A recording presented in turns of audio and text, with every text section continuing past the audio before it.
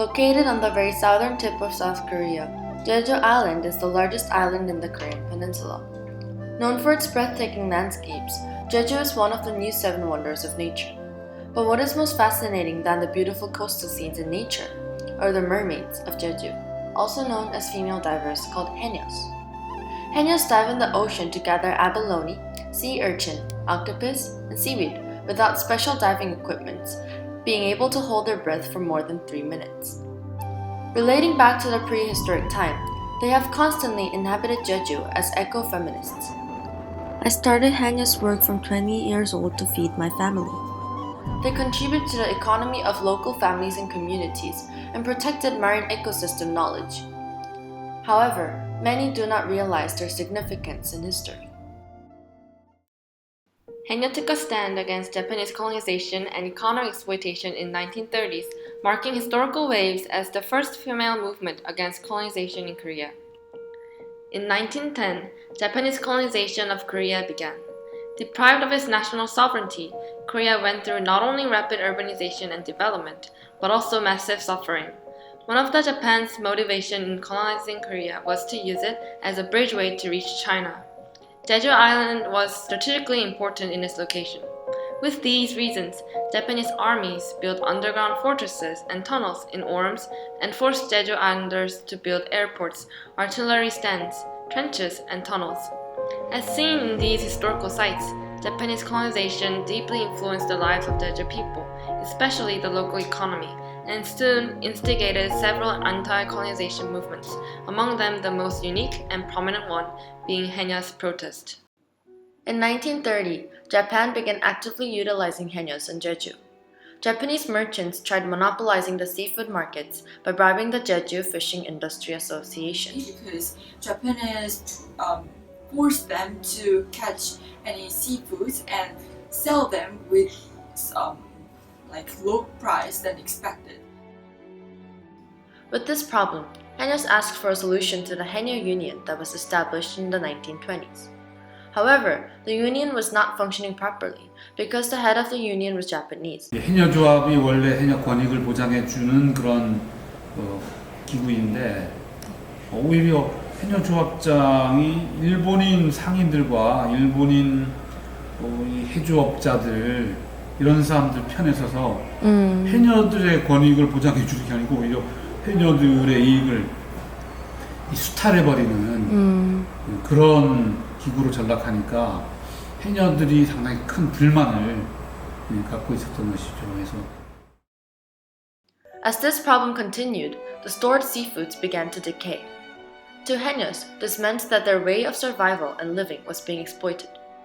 Thus, the anger and complaints of Haenyos were ignited. On January 7, 1932, Haenyos marched to Sehwaro marketplace. With hoes and harvest tools in their hands, the Haenyos protested about Japan's unfair economical treatment. Now called the Hadori protest, their spirits were further sparked when 22 years old Haenyeo named Chun Hwa-bu made a speech about Japanese exploitation. The protest only halted when the department head of the area promised to grant Haenyeo's proposal to ban limited sale of selling seafood.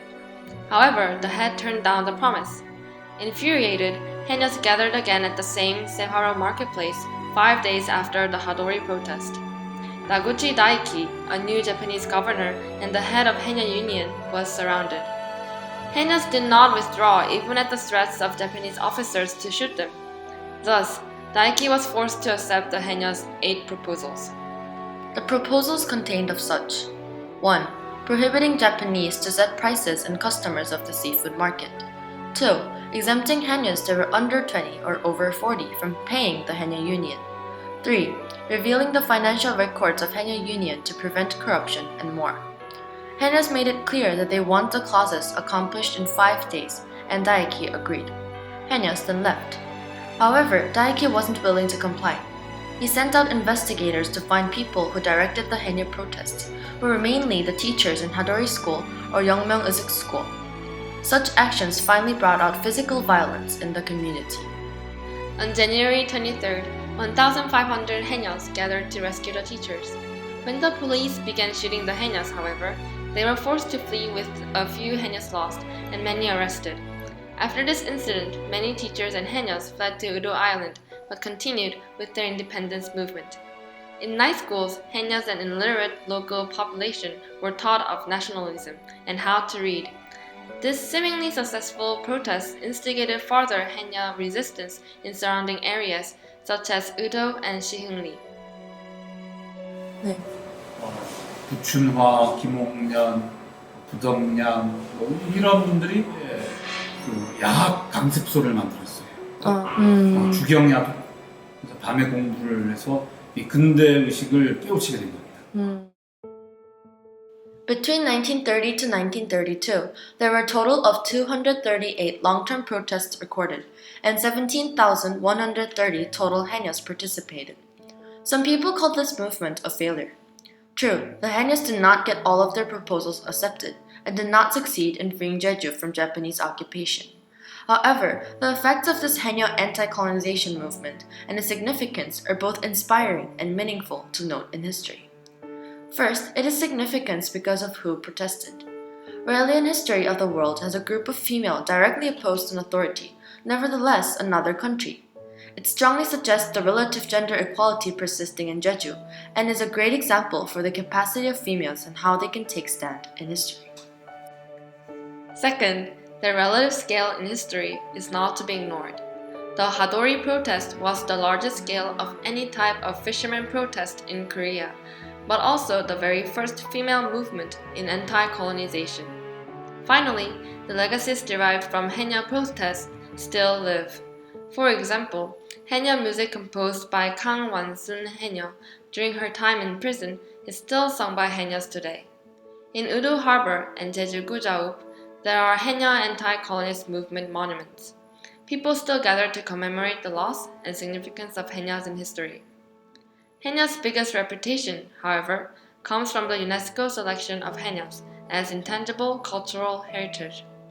The UNESCO itself states their standard for selection as groups in response to their environment, their interaction with nature, and their history, and with a sense of identity and continuity.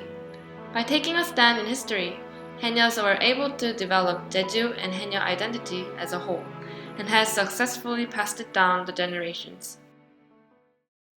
When a movement is observed of its significance, its limits should also be acknowledged.